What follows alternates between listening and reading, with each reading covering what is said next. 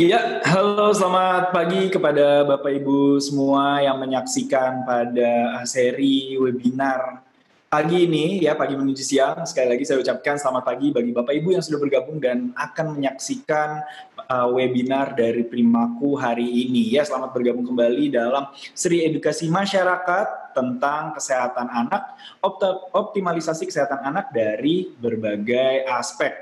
Ya, bersama Primaku tentunya. Hari ini hari ke-8, karena kemarin-kemarin mungkin yang sudah menyaksikan juga, ini seri webinarnya berlangsung sampai tanggal 14. Jadi ini udah hari ke-8, dan tentunya kemarin-kemarin yang kelewatan bisa menyaksikan di channel YouTube Primaku. Jadi jangan berkecil hati untuk nonton hari ini ya. Kalau misalkan ada yang kelewatan nanti bisa nonton.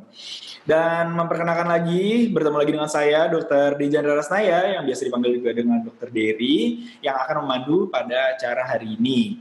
Dan pas banget temanya nih, pasti banyak banget bikin penasaran Bapak Ibu semua, para orang tua, karena ini tema topik hari ini adalah salah satu alasan orang tua membawa anaknya berobat ya. Apa sih temanya topik hari ini? Mungkin udah pada tahu juga ya.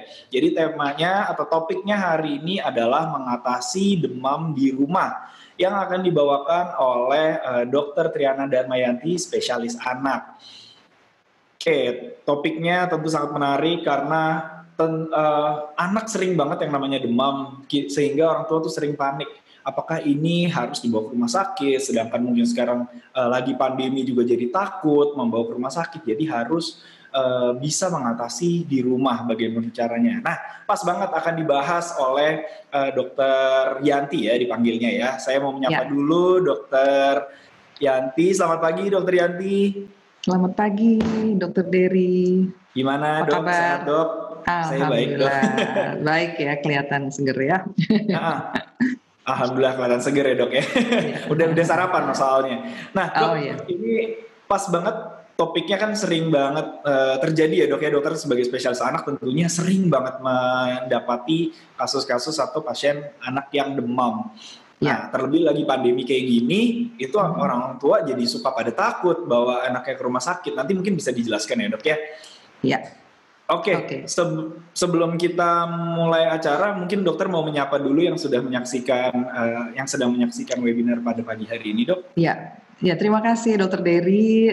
Selamat pagi, Assalamualaikum warahmatullahi wabarakatuh, ayah bunda sekalian, bangsa dan setanah air. Ya mungkin ini diliputnya juga ada yang menyimak dari luar Jabodetabek mungkin ya. Iya. Semoga semuanya sehat dan tetap jaga jarak, tetap pakai masker dan tetap menghindari tempat-tempat yang ramai. Pagi ini saya diberi kesempatan untuk menyampaikan tentang demam ya. Ya semoga nanti bisa menjelaskan. Oke, baik, terima kasih Dr. Yanti. Tanpa berlama-lama lagi ya, saya mau membacakan dulu CV-nya dokter dan juga nanti langsung dokter bisa menjelaskan tentang topik hari ini, yaitu mengatasi demam di rumah. Dr. Yanti lulus dokter umum dari FKUI tahun 1993 dan lulus sebagai dokter spesialis anak di FKUI Ilmu Kesehatan Anak tahun 2006 dan saat ini sedang bekerja di Rumah Sakit Jakarta dan juga Klinik Prime Care. Benar ya dok ya? Ya. Oke, tanpa berlama-lama lagi, mungkin orang tua juga udah banyak yang penasaran gimana sih mengatasi anak demam di rumah.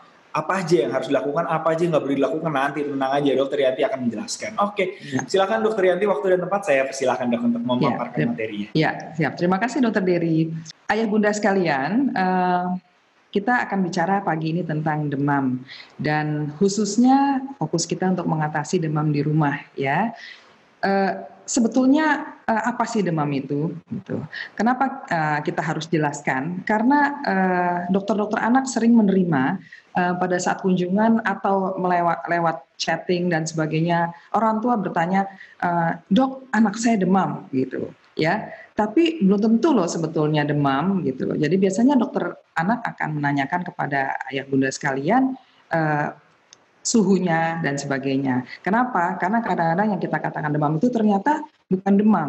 Jadi penting untuk mengetahui suhu yang benar pada nilai berapa kita anggap sebagai demam.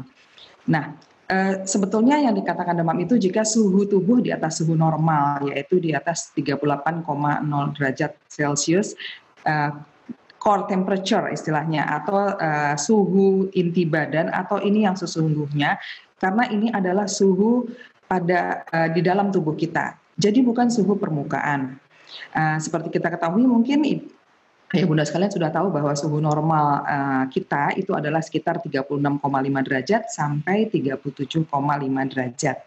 Sehingga kita baru menyatakan demam itu di atas 38,0 derajat pada suhu inti dari badan. Nah, cuman memang kadang pada prakteknya kita menyatakan juga atau memakai patokan di atas 37,5 derajat.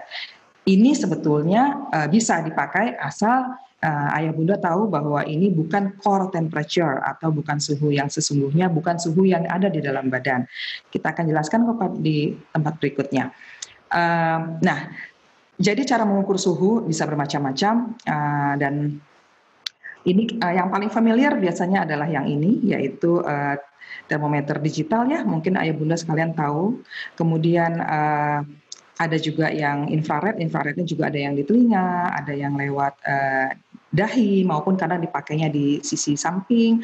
Kemudian ada juga termometer air raksa. Ini semuanya masing-masing ada maknanya dan ada caranya.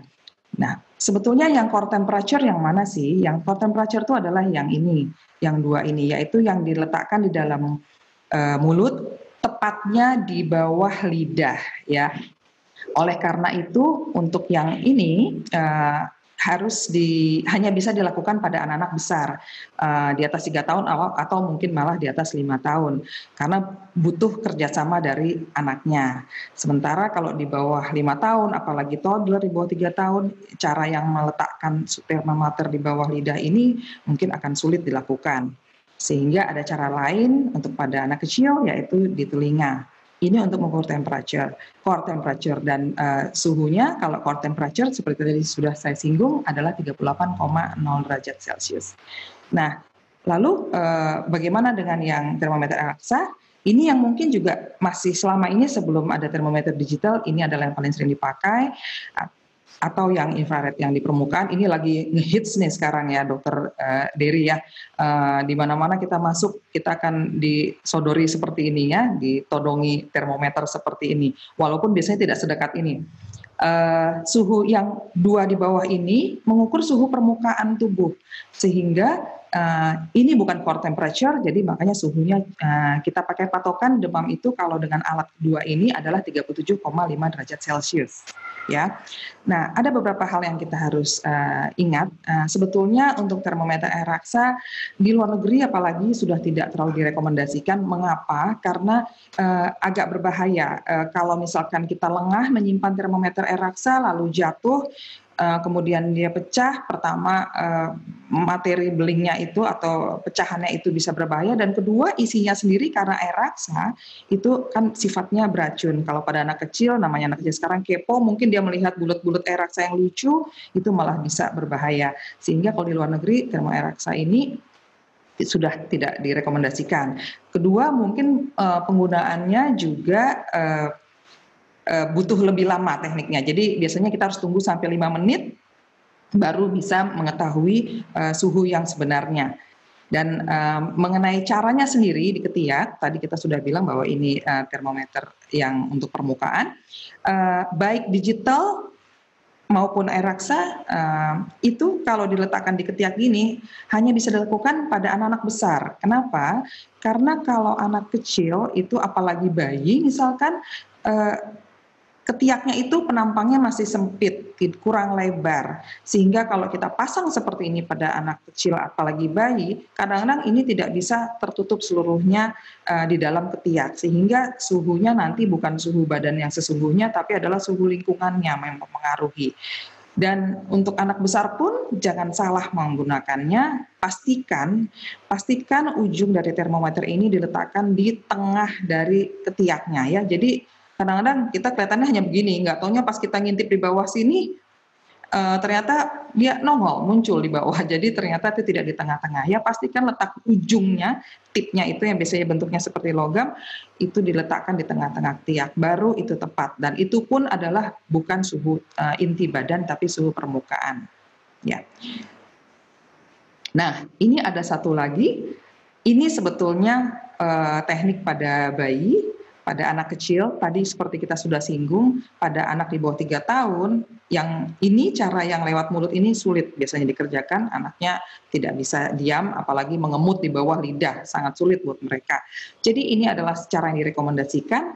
Ada 2, ya, baik jadi lewat anus ya termometernya, baik lewat dengan cara anaknya tengkurap atau anaknya telentang, lalu dilipat kakinya agak ditahan sedikit sehingga dia bisa diam kakinya, baru kita masukkan. Memasukkannya jangan dalam-dalam tapi juga jangan kurang masuk. Kalau kurang masuk suhunya jadi bukan suhu dalam inti badan, sehingga patokannya sekitar 2 cm dimasukkan ke dalamnya. Jadi kalau ayah bunda sekalian di rumah punya ada anak kecil maupun ada anak yang lebih besar, sehingga yang satu mau pakai ini lewat mulut maupun yang satu lagi pakai lewat anus, pastikan termometernya lebih dari 1 ya. Jadi jangan yang termometer anus itu dipakai juga untuk mulut ya. Nah, ini terkait higiene dan lain-lain. Tapi termometer sendiri sebetulnya sama saja. Termometer digital yang ada di pasaran bisa digunakan baik untuk mulut maupun untuk anus. Nah, ini adalah pengaturan suhu. Jadi sangat kompleks sebetulnya pengaturan suhu di badan kita. Istilahnya adalah termoregulasi. Ya, jadi bisa terjadi ada evaporasi, itu adalah penguapan, kemudian ada keluarnya keringat, ada konveksi, ada konduksi, yaitu pengantaran panas lewat badan, ada macam-macam. Dan kemudian badan sendiri akan merespon dengan melebarkan pembuluh darah atau sebaliknya mengecilkan pembuluh darah. Itu semua adalah pengaturan suhu yang kompleks di dalam tubuh kita, dan ini semua yang nanti harus diatur oleh tubuh kita, yaitu kita sebutnya adalah hipotalamus ya. Jadi pada hipotalamus ini dia adalah bagian dari otak yang fungsinya banyak sekali, dan salah satunya adalah mengatur suhu tubuh kita. Jadi dia punya set point. Kita harus mengenal istilah set point karena nanti kita akan singgung. Dia punya, hipotalamus itu punya set point, jadi itu adalah suhu yang dia usahakan untuk pertahankan terus-menerus di badan kita. Suhu optimal badan yaitu suhu yang paling baik untuk metabolisme. Jadi dengan suhu yang optimal ini metabolisme tubuh kita akan berjalan dengan baik. Sementara kalau di atas atau di bawah suhu optimal, di luar set point itu bisa terjadi gangguan pada tubuh kita. Jadi biasanya kita pakai set point-nya tuh hipotalamus menggunakan set point 37 derajat Celcius, tapi bisa plus minus 1 derajat. Nah, jadi misalkan terjadi peningkatan suhu badan ya karena apapun penyebabnya, itu hipotalamus akan memerintahkan lewat saraf, sistem saraf untuk agar supaya kulit misalkan akan mengeluarkan keringat, kemudian pembuluh darahnya juga akan melebar, pembuluh darah kulit ya, pembuluh darah permukaan, sehingga akan terjadi dengan keluaran keringat dan pelebaran pembuluh darah kulit, suhu tubuh akan turun karena panas akan keluar dari badan dengan mekanisme tersebut, sehingga bisa kembali ke normal. Demikian juga jika suhu tubuh kita tiba-tiba turun karena satu dan lain hal, maka hipotalamus akan mengatur, memerintahkan sistem saraf kita untuk memperkecil pembuluh darah kulit serta mencegah kelenjar keringat untuk beraktivitas, untuk mengeluarkan keringat, sehingga suhu badan akan tersimpan, tertahan, tidak keluar, sehingga diharapkan suhu tubuhnya akan kembali ke normal. Nah, kadang-kadang upaya yang di bawah ini, upaya dari hipotalamus mengatur suhu ini agar tidak terlalu dingin, itu gagal hanya dengan cara memperkecil suhu tubuh, sehingga akan ada jalur tambahan di sini, yaitu jika sangat rendah suhu badannya, dia akan memerintahkan agar otot itu bekerja gitu ya, sarafnya disuruh bekerja untuk menggerakkan otot, dan kerja otot ini involunter, istilahnya spontan dan bukan kita yang ngatur. Jadi itu yang kita sebut dengan menggigil ya. Jadi dengan adanya otot bergerak secara involunter dengan tidak spontan, akan terjadi pergerakan otot ini akan menimbulkan suhu panas, memproduksi panas sehingga diharapkan akhirnya bisa kembali ke normal lagi. Jadi kalau kita menggigil tuh jangan berusaha ditahan dalam kondisi normal karena itu justru sangat bermanfaat untuk menjaga suhu tubuh kita sehingga tidak terlalu rendah. Nah, kemudian sekarang penyebab demam. Tadi kita sudah singgung bahwa ada hal-hal yang menyebabkan suhu tubuh naik. Yang pertama, ini dia, kenaikan set point tadi. Jadi hipotalamusnya tiba-tiba ngaco gitu ya. Jadi dia harusnya setel di suhu 37 derajat, tapi kemudian ternyata pada kondisi infeksinya artinya adanya masuk mikroorganisme ya, bisa virus, bisa bakteri, termasuk yang lagi tren tanda kutip sekarang atau tepatnya notoris yaitu COVID itu bisa menyebabkan set point ini jadi naik. Kemudian selain itu juga ketidakseimbangan antar produksi panas atau pengeluarannya. Jadi misalkan dari pengeluarannya kita ada hambatan, tidak bisa mengeluarkan keringat atau ada kelainan-kelainan metabolisme lain, itu bisa menyebabkan demam juga walaupun sebetulnya tidak ada infeksi di situ. Kemudian ada lagi karena demam juga merupakan respon tubuh terhadap rangsangan yang datang dari luar atau dalam. Tadi kita sudah singgung, misalkan dari luar mungkin ada suhu yang panas, kemudian itu berpengaruh kepada badan kita dan pada saat kemampuan badan kita tidak bisa mengatur hipotalamusnya, ini bisa menyebabkan demam juga dari dalam. Dan nah ini yang mungkin ayah bunda sering temukan itu adalah pasca imunisasi ya. Jadi pada imunisasi vaksin tertentu bisa menyebabkan demam. Nah, ini juga sebetulnya, ini juga sering nih, apalagi zaman dulu ya, bayi itu dibedong rapat sekali, dari kepala sampai kaki. Nah, ini bisa nih menyebabkan demam, tapi biasanya tidak terlalu tinggi. Dan ini bukan hanya pada bayi sebetulnya, kalau kita pun menggunakan baju terlalu tebal, apalagi anak-anak yang belum bisa mengatur suhunya dengan baik, mungkin bisa menyebabkan demam, tapi biasanya tidak akan tinggi, hanya hangat aja. Nah, ini harus diperhatikan ya untuk ayah bunda. Semakin muda usia bayi, semakin kecil kemampuan untuk mengubah set point dan memproduksi panas. Jadi yang kita tadi bicara panjang lebar tentang hipotalamus itu, pada bayi, mereka belum mampu mengatur dengan baik sehingga ini kadang sering terkena infeksi berat tanpa disertai dengan gejala demam ya. Jadi pada bayi kecil jangan hanya patokan demam karena kadang dia sudah infeksi berat pun tidak terjadi demam karena pengaturan set point tadi yang belum matang. Nah, ini adalah patofisiologi demam, artinya apa sih yang terjadi di badan kita pada saat kita demam? Nah, kita harus garis bawahi lagi bahwa sebenarnya kenaikan suhu itu bermanfaat untuk tubuh kita karena dapat melawan mikroorganisme. Pada suhu yang naik, biasanya mikroorganisme juga tidak bisa aktif. Dia senang dengan suhu normal badan kita. Dan selain itu juga fungsinya adalah demam ini, kenaikan suhu ini bisa menyebabkan aliran darah makin cepat sehingga pasokan makanan dan oksigenasi ke jaringan makin lancar. Tapi jika di atas suhu di atas 38,8 derajat Celcius, anak biasanya tidak nyaman. Aliran darahnya juga makin cepat, jumlah darahnya juga makin bertambah sehingga yang aliran darah yang ke pinggiran, istilahnya ke perifer, yaitu ke ujung kaki tangan biasanya berkurang. Ini yang menyebabkan, yang menjelaskan kenapa ayah bunda suka bertanya, dok anak saya demam tapi kenapa kaki sama tangannya dingin ya, bahaya enggak? Gitu. Nah ini sebetulnya adalah proses normal dari demam itu sendiri. Sementara kalau demamnya makin tinggi, itu biasanya metabolismenya sangat cepat, jantung dipompa lebih kuat dan frekuensi nafas lebih cepat. Hal-hal ini semua bisa menyebabkan terjadinya penguapan. Kemudian penguapan ini bisa menyebabkan dehidrasi, kekurangan cairan, dan dehidrasi ini sendiri, kekurangan cairan akibat kehilangan dari nafas yang cepat, kemudian penguapan, terus itu menyebabkan suhunya malah makin tinggi lagi. Nah, di sini yang adalah yang paling berbahaya yaitu jika suhu di atas 40 derajat Celcius, di sini bisa terjadi kerusakan jaringan, terutama pada otak dan otot, sehingga bisa terjadi bahkan yang ekstrim kelumpuhan atau kejang dan lain-lain. Jadi sebetulnya suhu yang berbahaya itu adalah suhu yang ini. Sementara suhu 38 itu sebetulnya hanya menyebabkan tidak nyaman, tapi sebetulnya belum masuk kategori berbahaya. Di bawah 38,5 sebetulnya masih bermanfaat untuk tubuh kita. Nah, ini kita masuk ke topik utamanya yaitu bagaimana sih mengatasi demam di rumah. Ini 4, diingat aja gambarnya ya, ini yang bisa kita lakukan, batasi aktivitas fisik, Kita bilang batasi, bukan disuruh diam anaknya ya. Artinya jangan berlebihan, jangan lari-lari, manjat-manjat dan sebagainya.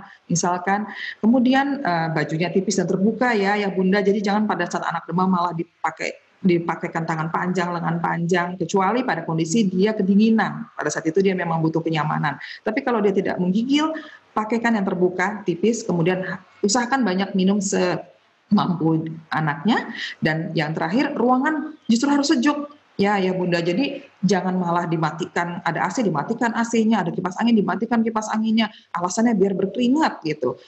Tapi sebetulnya itu justru tidak terjadi penguapan dari tubuhnya keluar, jadi akan makin tinggi nanti suhunya. Nah ini cara yang berikutnya setelah ayah bunda sudah melakukan hal-hal tadi, kita bisa bantu dengan obat penurun panas atau kita menyebutnya antipiretik. Jadi tujuannya hanya untuk membuat anak merasa nyaman dan bukan mempertahankan suhu normal. Maksudnya bagaimana?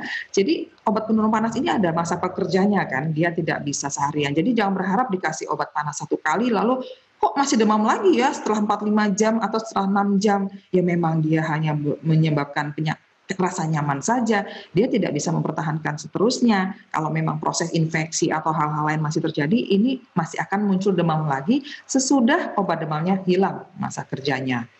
Nah, yang kedua adalah terapi fisik, artinya maksudnya tanpa obat, yaitu istirahat atau kita sebutnya tirah baring. Tapi kita harus kasih infokan bahwa anak itu tidak betah biasanya disuruh tirah baring, nanti dia malah stres, malah tidak nyaman. Padahal tadi kunci utamanya pada demam kita harus membuat anak itu nyaman. Ya, jadi yang penting adalah dibatasi, jangan disuruh diam begitu saja ya. Kemudian kompres hangat. Kompresnya hangat ya Bunda ya, ayah bunda, jadi bukan kompres dingin. Dan tadi banyak minum, serta kalau yang lain-lain, ada yang herbal-herbal dan sebagainya, itu banyak digunakan di masyarakat berdasarkan pengalaman, tapi sampai saat ini belum terbukti secara ilmiah, jadi memang masih perlu dikaji lebih lanjut. Nah, kemudian obat penurun panasnya apa? Kita akan sebutkan nanti sudah ini, tapi yang jelas suhunya itu kalau sudah di atas 38 ya. Jadi kalau belum di bawah 38 sebetulnya belum perlu. Dan ini juga untuk suhu ketiak sebetulnya. Kalau suhu core tadi itu kalau kita ukur pakai telinga atau pakai mulut, kita lebih baik tunggu 38,5 derajat. Dan tidak efektif untuk mencegah kejang demam. Jadi ini pada anak yang riwayat kejang demam, harus ada kombinasi obat mencegah kejangnya. Dan ini akan disampaikan besok tentang kejang demam oleh dokter anak yang lain. Sedangkan yang pilihan utama adalah obatnya paracetamol, lini pertama. Dan paracetamol ini juga berfungsi menghilangkan nyeri. Ya, jadi pada saat anak tidak terlalu demam tapi dia mengeluh sakit kepala, boleh diberikan paracetamol ini. Alternatifnya ada ibuprofen dan metampiron. Ya. Sementara ada yang menggunakan selang-seling setiap 4 jam. Tapi ternyata belum terbukti bahwa itu akan lebih efektif dibanding yang obat tunggal ya. Jadi kalau tidak terpaksa sekali jangan lakukan kombinasi. Nah, kemudian izin dok, waktunya 5 menit lagi. Baik, terima kasih Dokter Diri. Nah, untuk obat penurun panas ini yang penting nih, baca dengan seksama pedoman dosisnya. Ya, jangan salah dosis. Kemudian cek juga, jangan lupa pada obat flu itu banyak mengandung paracetamol loh ayah bunda. Jadi kalau kita misalkan memberikan obat flu pada anak, periksa dulu komposisi lainnya selain untuk obat, apakah ini hanya untuk batuk pilek atau ternyata sudah ada paracetamol di dalamnya. Kalau memang sudah ada, jangan diberikan bersamaan dengan obat paracetamol atau obat demam lainnya. Dan di bawah usia 2 tahun anaknya, pastikan itu tidak boleh sembarangan memberikan obat. Tanyakan ke dokter jenis obatnya maupun dosisnya. Nah, tirah baring ini tadi kita sudah sampaikan hanya membatasi saja, tapi jangan minta anak untuk diam begitu saja karena dia tidak akan nyaman. Pengaruhnya efek psikologisnya bisa besar pada anak. Dan nah, ini yang ketiga itu kompres air hangat. Itu caranya begini ya, dilipat paha, lipat ketiak sekitar 10-15 menit dan panas keluar lewat proses penguapan. Dan ini yang sudah tidak boleh dilakukan yaitu kompres dingin. Kenapa? Karena pertama malah justru hipotalamus akan meningkatkan set point-nya sehingga berusaha meningkatkan suhu badan, kemudian pembuluh darah justru makin mengecil, akibatnya tadi kita sudah jelaskan bahwa suhu badan kita malah tidak bisa keluar panasnya, dan terakhir malah menyebabkan anak merasa tidak nyaman, ya. Apalagi yang namanya alkohol, dulu suka tuh sudah dikasih air dingin dicampurin lagi sama alkohol, itu berbahaya ya Bunda ya, karena itu bisa terhirup dan juga bisa terserap oleh kulit. Nah ini sekarang kapan sih anak sebenarnya dibawa ke dokter? Yang pertama adalah jika usia di bawah 3 bulan, kapan saja, demam berapa hari pun jika di bawah 3 bulan, bawa ke dokter. Karena biasanya ini suatu hal yang serius. Ya, sementara kalau di atas 3 bulan, boleh ayah bunda mencoba menangani dulu di rumah, tapi itu pun kalau sudah lebih dari 3 hari, tetap harus dibawa ke dokter untuk dicari kenapa penyebabnya sampai berlanjut lebih dari 3 hari, atau walaupun belum 3 hari sudah ada tanda bahaya yang kita akan sebutkan nanti. Dan jika suhunya di atas 39 derajat, tidak usah nunggu 3 hari ya, pada usia di bawah 3 tahun, di atas 39 kapan saja segera dibawa ke rumah sakit atau ke dokter, karena ini sudah kita anggap hiperpireksia atau demamnya tinggi. Sementara kalau suhunya 40 derajat Celcius, itu memang usia berapapun ya, berapapun mau di bawah 3 tahun, di atas 3 tahun, segera dibawa ke dokter ya. Kemudian kapan lagi kita harus bawa ke dokter jika ada kejang demam? Artinya selain demam, disertai kejang itu dibawa ke dokter, atau dalam 7 hari dia demam tidak hilang timbul, tapi sampai 7 hari dia masih berlangsung seperti itu, harus dibawa.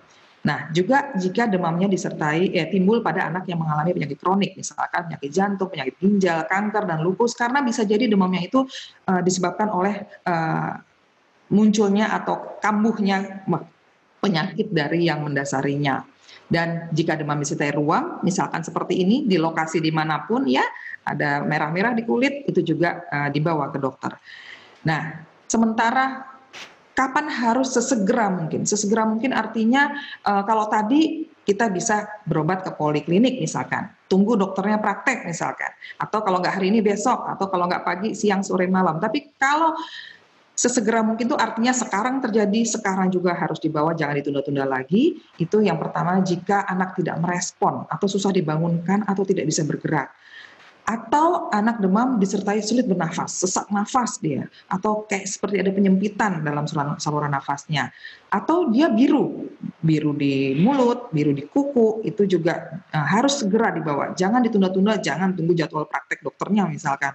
Atau ubun-ubunnya terlihat membonjol atau cekung. Membonjol artinya takut ada tekanan di dalamnya meningkat, tekanan di dalam kepala, di dalam otak, sementara kalau cekung takutnya dia sudah dehidrasi. Dan ubun-ubun ini bisa kita nilai jika anaknya mungkin masih di bawah 1 tahun ya, kalau di atas tahun mungkin sudah tidak ada, sudah menutup. Nah, atau kekakuan di leher, dia demam tapi kemudian dia tidak bisa menoleh, tidak bisa menggerakkan lehernya, itu juga harus dibawa. Atau bisa juga jika ada gejala lain lagi, yaitu nyeri kepala hebat. Jadi nyeri kepala hebat yang menyebabkan dia sampai tidak bisa beraktivitas, sampai kesakitan hebat. Kalau pada anak kecil mungkin kita bisa lihatnya dia akan rewel. Atau nyeri perut hebat, dia mengeluh disertai muntah-muntah. Nah, atau kalau ruamnya, misalkan ada disertai ruam, tapi ruamnya bukan seperti tadi yang kita gambarkan merah-merah biasa seperti tampak istilahnya, tapi warna ruamnya seperti ini nih, biru, memar-memar, itu harus dibawa karena dikhawatirkan demamnya itu karena kelainan darah ya, bukan penyakit infeksi biasa. Atau dia sudah tidak mau makan atau minum, karena tadi kita sudah bilang harus banyak minum. Jadi kalau dia sudah tidak mau makan minum ya harus secepatnya dibawa, tidak bisa ditunda karena dia sudah dehidrasi. Atau dia menangis terus-menerus, atau dia gelisah. Nah, jika demam disertai menangis tanpa berhenti, tidak mau mengapa-ngapain misalkan, atau anaknya tidak bisa tidur sama sekali, itu segera dibawa karena biasanya itu pertanda bahwa ada penyakit berat di badannya. Nah, atau yang terakhir adalah jika ada buang air kecil sedikit atau jarang. Biasanya kalau patokan kasar kita anggap jika sudah 6 jam tidak pipis nih anak kita, bawalah ke rumah sakit segera, karena kalau sudah 6 jam tidak ada pipis sama sekali, biasanya itu menandakan dia sudah dehidrasi, sudah bermakna. Nah, sebagai penutup, saya ingatkan take home message buat ayah bunda sekalian bahwa tidak setiap demam harus segera diturunkan suhunya, dan tata laksana berdemam yang tepat di rumah meningkatkan keberhasilan mengatasi demam, serta jangan lupa periksakan ke dokter jika ada indikasi medis, apalagi ada tanda kegawatan. Oke, terima kasih. Silakan Dokter Dery, saya kembalikan kepada Dokter Dery. Iya, terima kasih Dokter Yanti atas pemaparan materinya, tentu sangat-sangat bermanfaat tidak hanya untuk Bapak Ibu semua yang menyaksikan, tapi untuk saya juga merefresh lagi ilmunya bahwa anak-anak demam itu sering banget dan masih banyak ada kesalahan-kesalahan yang mungkin dilakukan oleh orang tua atau teman-teman sekalian di rumah kalau misalkan tata laksananya kurang tepat gitu ya. Iya, Oke. betul. Oke. Mengingatkan lagi untuk Bapak Ibu yang menyaksikan, bisa langsung tanyakan di kolom komentar kalau misalkan punya pertanyaan, penasaran atau kayak kasusnya anaknya kenapa nih ceritanya yang berhubungan dengan demam, bisa langsung dituliskan di kolom komentar YouTube. Nanti akan saya bacakan dan juga dijawab oleh Dokter Yanti. Nah, sambil menunggu juga sudah ada beberapa pertanyaan yang masuk nih Dok. Udah lumayan banyak karena memang sering terjadi ya kasusnya ya. Jadi banyak yang penasaran. Nah, kita langsung bacain aja.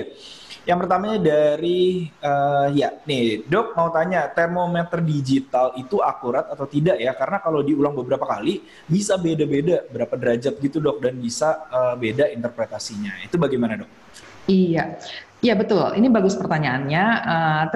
Termometer digital sebetulnya memang relatif tidak terlalu sedikit kurang akurat dibanding air raksa sebetulnya ya.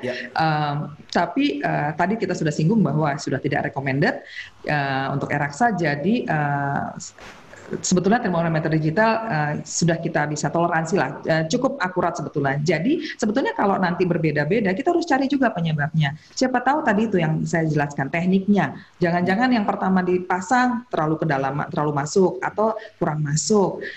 Kemudian juga cek mereknya ya, karena kan juga kadang-kadang ada beda harga, beda kualitas. Jadi kualitas barangnya ya Dok? Iya betul. Okay. Jadi pasti kira-kira seperti itu.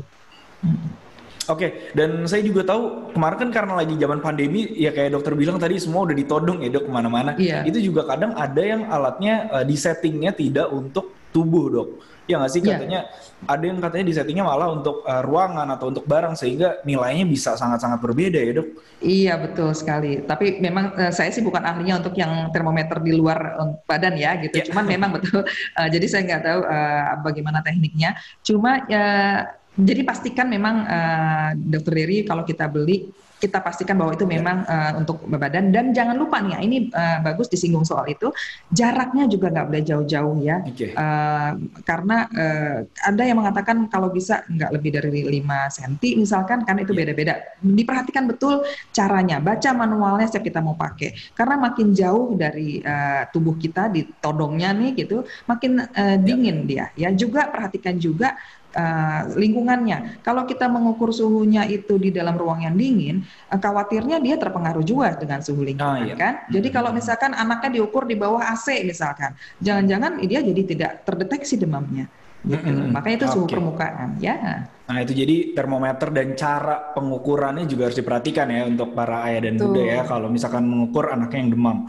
Oke, menyambung mengukur demam nih, mengukur suhu, kalau misalkan ada orang tua sering menggunakan tangan aja, nah itu bisa dipercaya nggak sih? Oh iya, tadi juga ada di gambar ya, jadi di gambar juga ada pakai tangan. Pegang pakai tangan sebetulnya boleh saja untuk awal ya, tapi betul bahwa itu biasnya sangat besar. Kalau kita habis menyentuh sesuatu yang dingin, kemudian kita memegang anak kita jadi terasa panas, ya. Nah, sebaliknya juga kalau kita sedang habis exercise, suhu kita sendiri tinggi, kemudian kita pegang, wah semua jadi dingin di tangan kita, kan begitu ya. Nah, mumpung menyinggung soal ini, jadi untuk yang pakai tangan ini kita biasanya untuk pertolongan pertama saja, jadi pastikan setelah itu harus punya termometer. Jadi sekalian saya pesan kepada ibunda, kalau punya anak harus punya termometer ya. Kalau memang kadang-kadang yang berkunjung bilang, aduh hilang atau rusak gitu. Soalnya ya cepet beli lagi gitu. Maksudnya karena itu harganya nggak murah kan ya, apalagi yang digital ya, nggak usah yang shotgun kayak tadi lah ya. Gitu. Ya. Oke baik, kita lanjut ya Dok ya pertanyaannya. Jadi dari Hilwa Salsabila, izin Dok, jika anak demam karena infeksi, apakah obat paracetamol 3 kali sehari bisa menurunkan kemampuan tubuh melawan infeksi karena suhu tubuhnya jadi turun? Karena tadi peningkatan suhu kan penting katanya untuk pertahanan diri untuk infeksi. Ya, betul.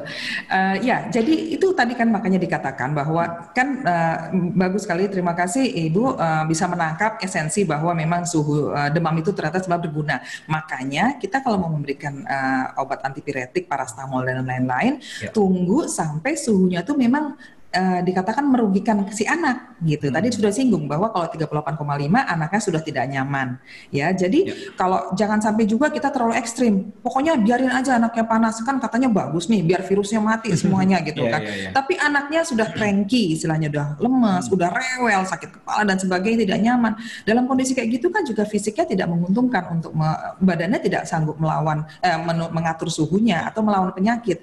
Jadi boleh diberikan pada saat tadi saya sudah singgung walaupun tidak terlalu tinggi, asal anaknya memang tidak nyaman. Kalau tidak nyaman karena ada efek painkiller, analgetik istilahnya atau pereda nyeri, bisa diberikan kapan saja. Nah tadi sempat disebut soal 3 kali sehari ya. Jadi sebetulnya kalau kita bicara parastamol itu masa kerjanya hanya 4-5 jam sebetulnya. Jadi bahkan lebih dari 3 kali pun boleh. Ya, ada obat yang menuliskan di dalam kemasannya bahwa dia maksimal 5 kali sehari. Tapi kalau kita mau saklek tiap 4 jam, sebetulnya ekstrimnya bisa sampai 6 kali sehari kalau 4 jam. Tapi kembali catatannya itu tadi bahwa hanya diberikan ulang jika suhunya lebih tinggi dari yang kita bisa toleransi atau anaknya tampak tidak nyaman. Jadi kalau misalkan kita bilang tiap 4 jam sudah hilang efeknya, tapi kemudian anaknya udah fine-fine saja dan suhunya tidak tinggi, ya biarin saja walaupun dia masih demam gitu ya. Oke, jadi obat demam intinya penggunaannya juga jika perlu aja ya dok ya. Betul. Dan panas tubuh kan sebagai respon tadi memang penting, tapi ketika anaknya udah nggak nyaman ya masa mau dibiarin kan kasihan juga ya dok ya. Iya. Jadi itu makanya tadi dari siapa tadi ya? Dari Salsabila ya, Hilwa Salsabila bisa gitu ya Bu ya. Jadi bisa tetap diberikan. Oke. Iya. Karena kalau anak tidak nyaman tuh juga akan mengganggu fungsi imunnya kan ya. Dia jadi nggak bisa istirahat, tidak mau minum, mogok, apalagi anak kecil ya. Oke. Baik. Oke, kita lanjut pertanyaan ini. Pertanyaan lanjutan dok, pertanyaan follow up question dari yang pertama nanya menggunakan termometer tadi.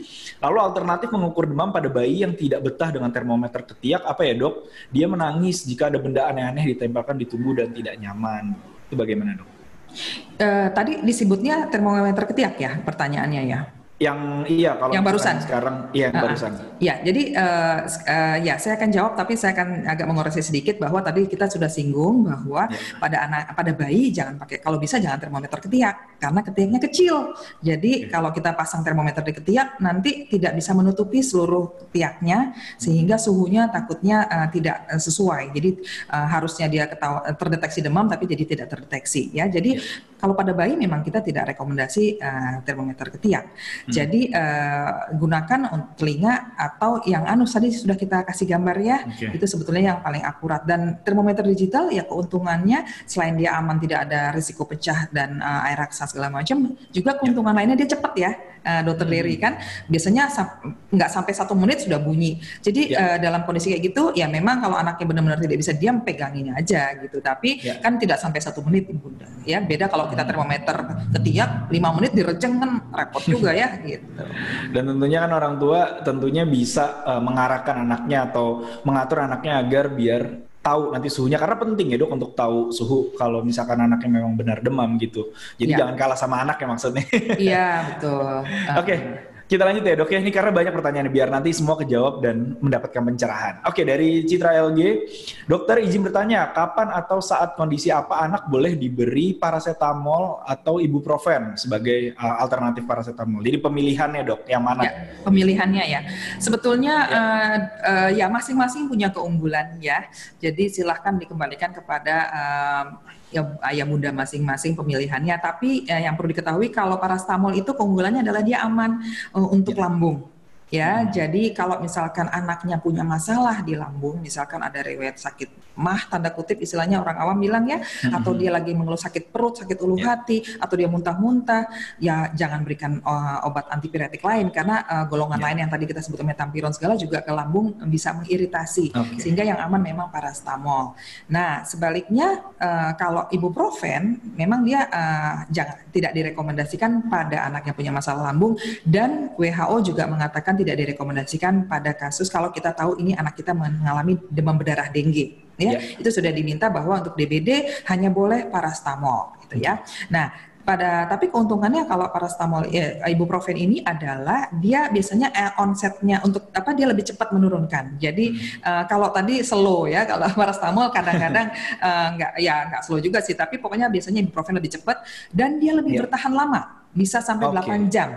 Ya, jadi kalau misalkan kayaknya nih bandel nih pakai paracetamol nggak mempan, boleh dicoba ganti. Selama anak kita bukan demam berdarah dan tidak ada lambung, boleh dicoba ganti. Tapi jangan lupa kalau untuk ibuprofen itu durasi kerjanya 8 jam, sehingga bukan tiap 4 jam lagi pemberiannya.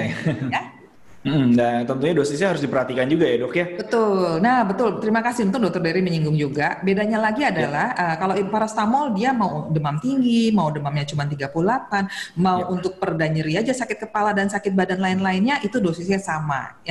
Sementara kalau ibuprofen dia untuk demam tinggi di atas 39 derajat, itu dosisnya biasanya direkomendasikan 2 kali lipat dari dosis untuk demam yang biasa di bawah 39 atau untuk pereda nyeri. Jadi untuk pereda nyeri itu dosisnya juga ringan, sama untuk demam ringan juga. Jadi beda dosis, jangan lupa, jangan disamakan. Ya. Oke, tentunya. Nah itu dia, makanya harus diperhatikan ya Bu ya sebelum pemilihan obat dengan dikonsultasikan kepada dokter Anda tentunya gitu.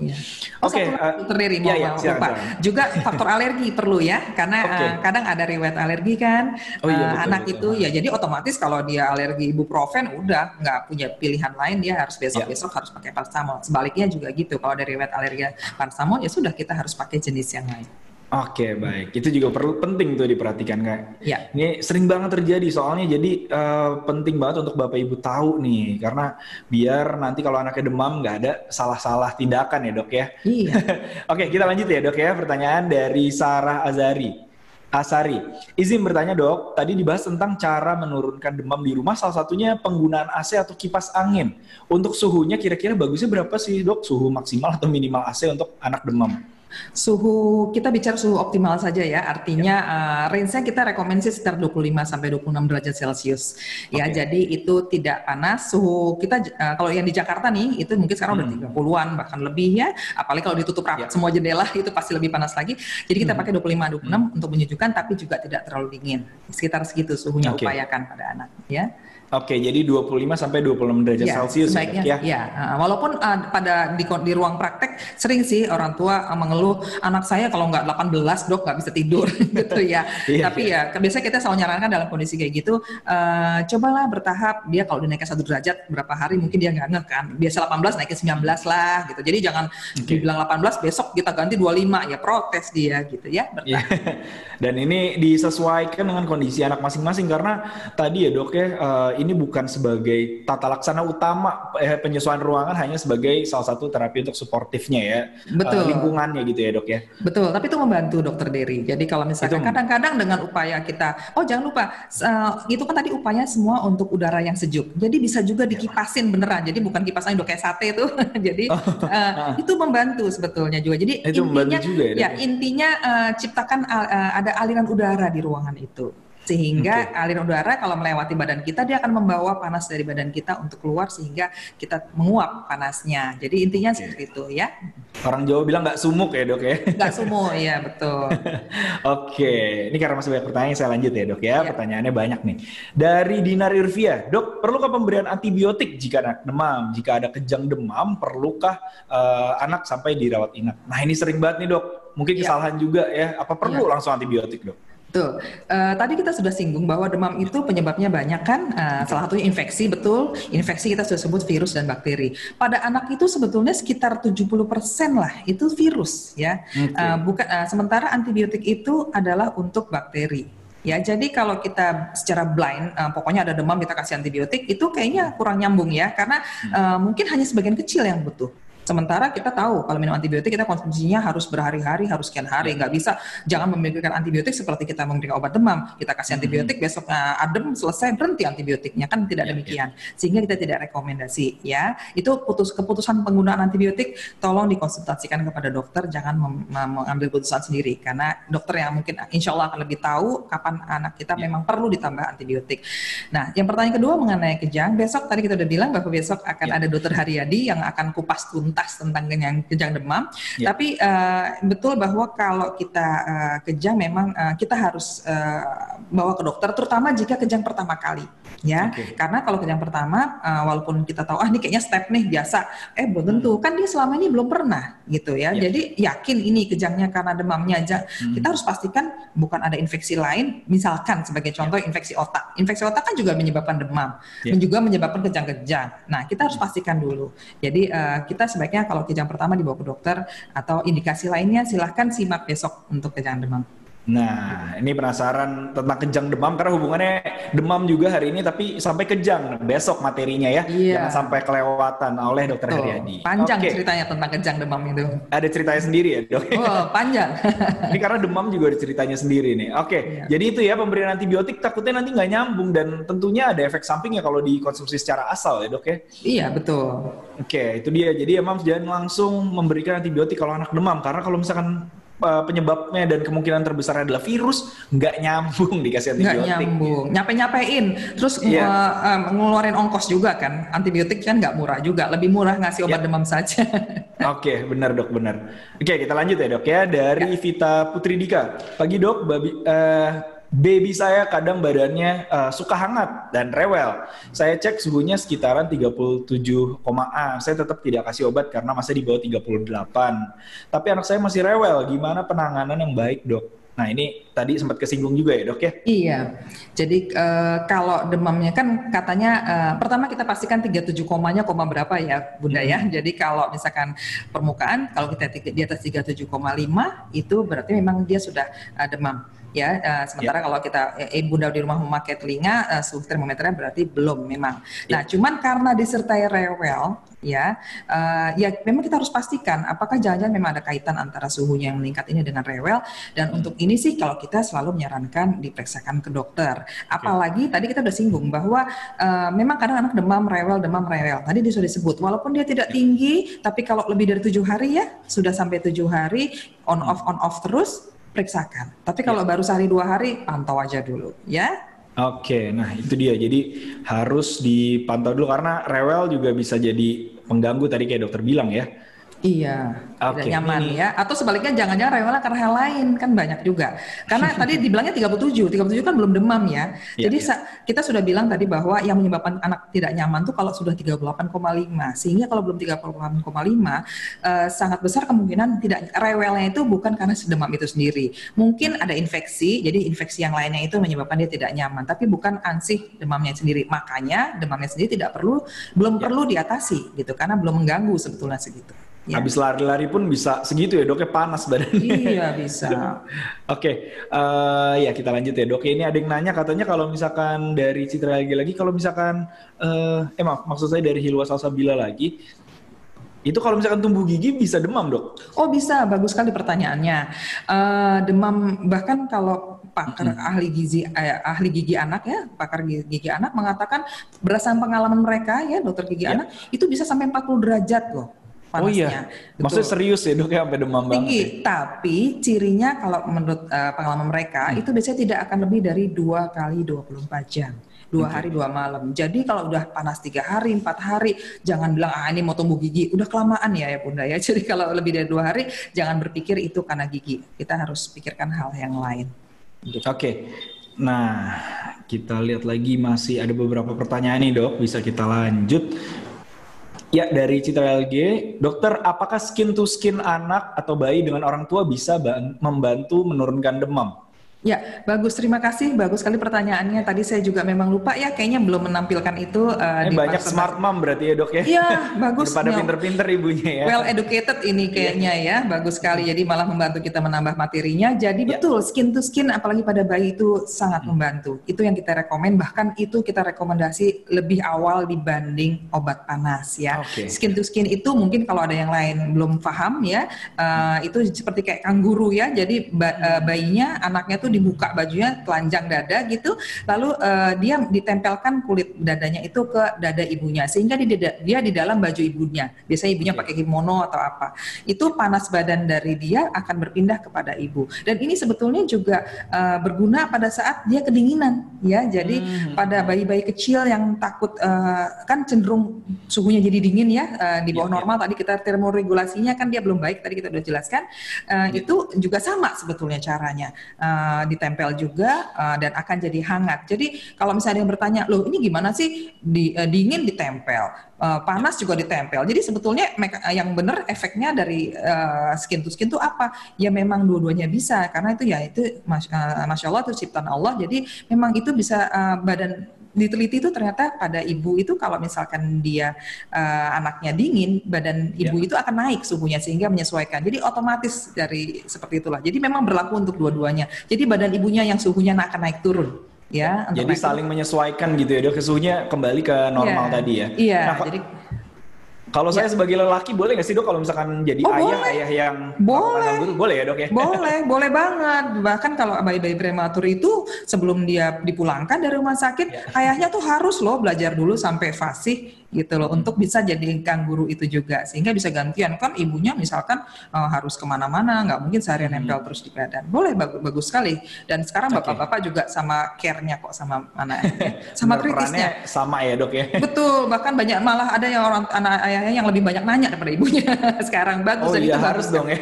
Iya, bagus malah. Nggak smart mom tapi smart dad juga nih. Betul, banyak smart dad kok di sekarang. Benar.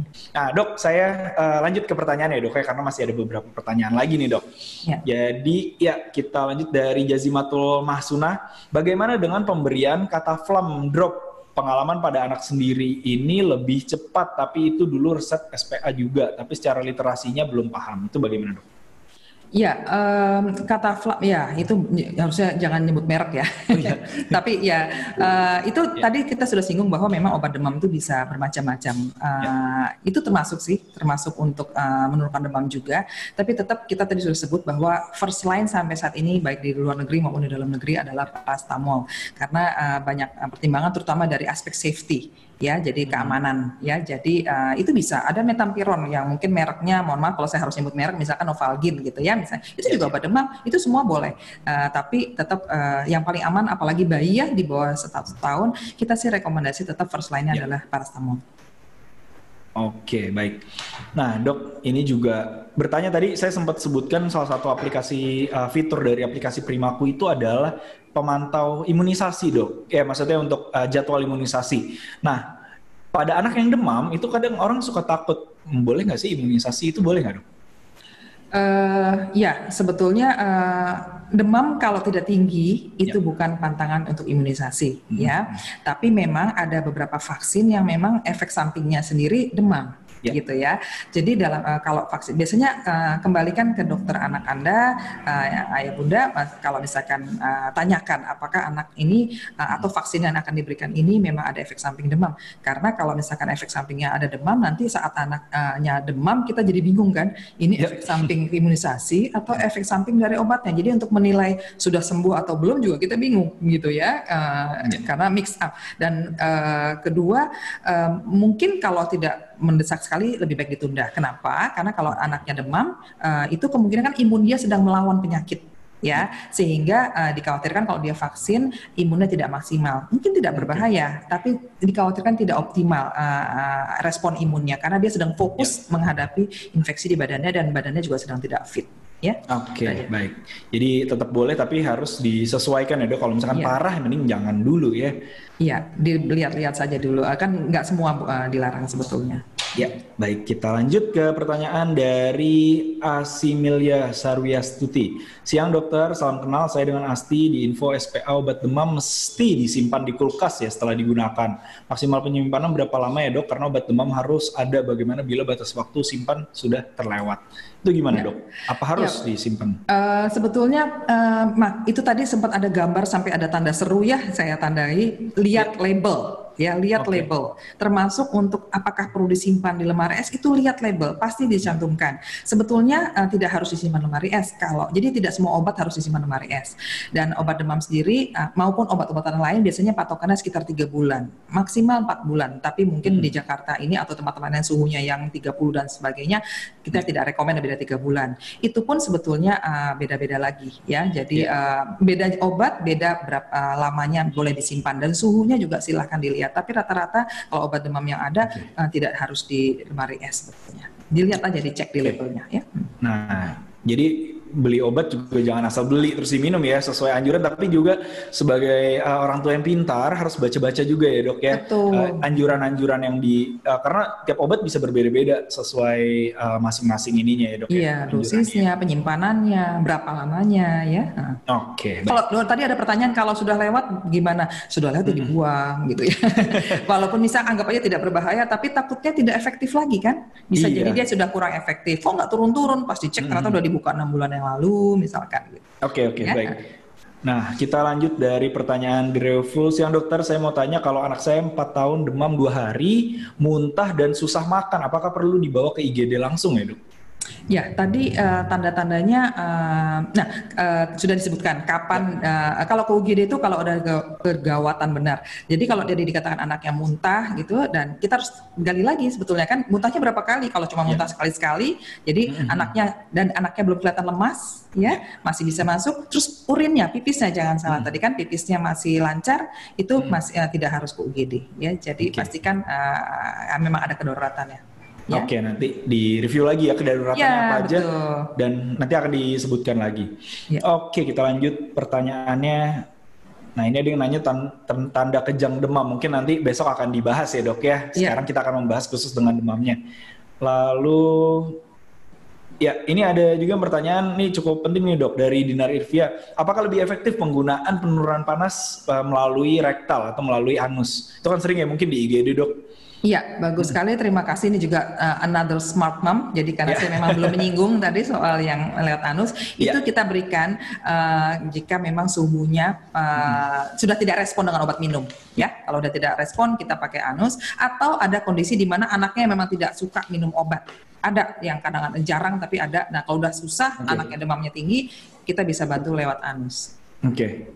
Jadi itu salah satu cara akses cepat ya dok, ya nggak sampai lewat infus, bisa lewat minum, tapi lewat anus itu reaksinya juga lebih cepat. Lebih cepat, betul. Jadi. Oke, baik, kita lanjut ke pertanyaan berikutnya. Masih ada nih. Oh ya, nah ini juga suka ada mitos yang membilang bahwa dari Weni Zulfi nanya, dok izin bertanya apakah anak demam boleh dimandikan? Itu gimana dok?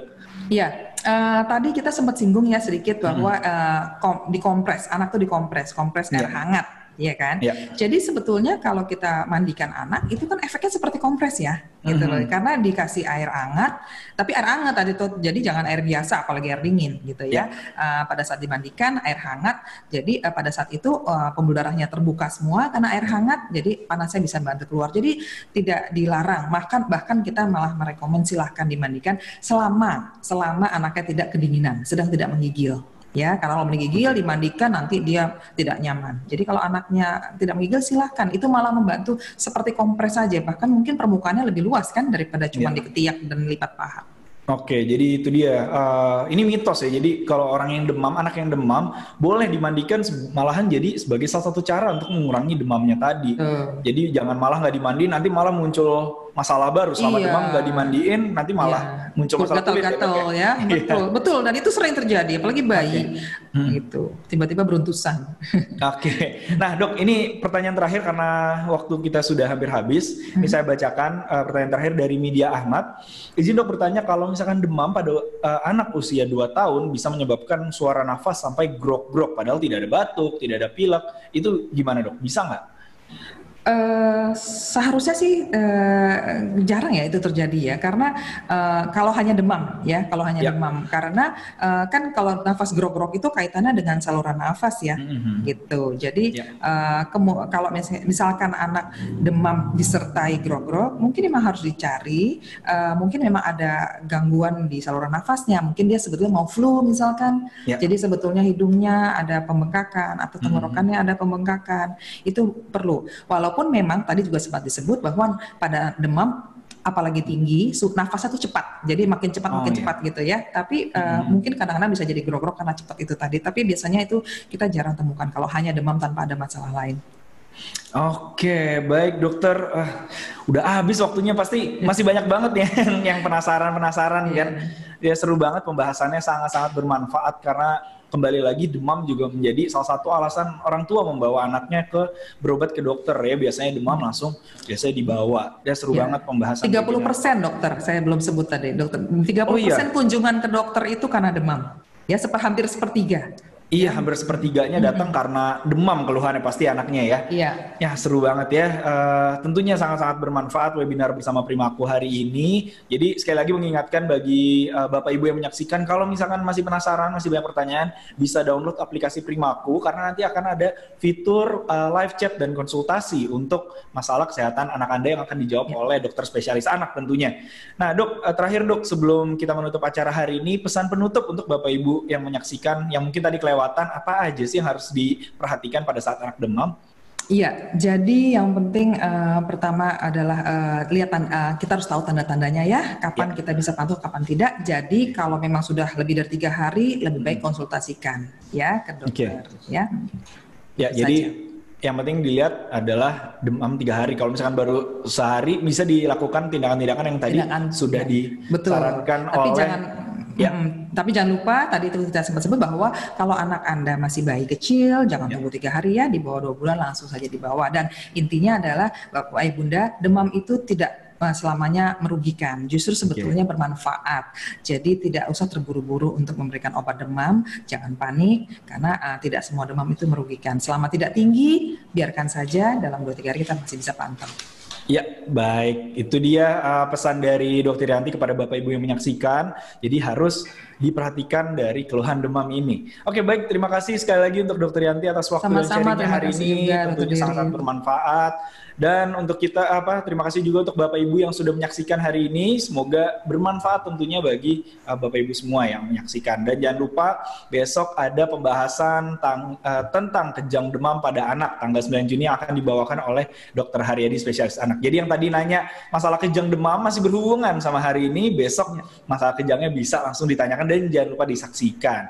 Dan untuk besok lagi-lagi bisa dibuka di kanal YouTube Primaku atau bisa juga buka linknya bagi yang punya Instagram dari profil Instagram @official.primaku. Sampai bertemu lagi ya Dr. Yanti dan juga Bapak Ibu semua yang menyaksikan dalam seri edukasi masyarakat tentang kesehatan anak dalam rangka HUT IDAI yang ke-66 dan Hari Anak Nasional bersama Primaku tentunya. Saya Dr. Dery dan juga Dr. Yanti pamit undur diri, sampai berjumpa di kesempatan berikutnya. Selamat siang. Selamat siang. Assalamualaikum, Dok. Waalaikumsalam.